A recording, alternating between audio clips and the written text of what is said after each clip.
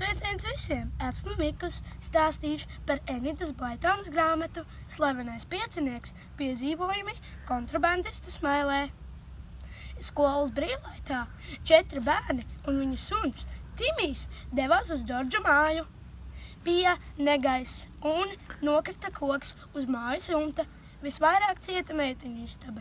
Tādēļ Džordža tēvs izdomāja, kad viņa dosies uz kontrabandista Smaili palikt.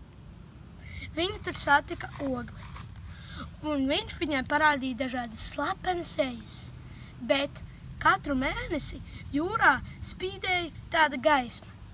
Viņiem likās, ka tas bija kalpones bloks, bet viņš taču bija kurls, bet viņiem likās, ka tā nebija.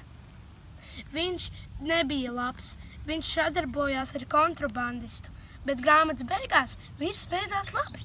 Šī grāmata man ļoti patika. Tā ir piedzīvojumiem pilna. Tiksimies atkal!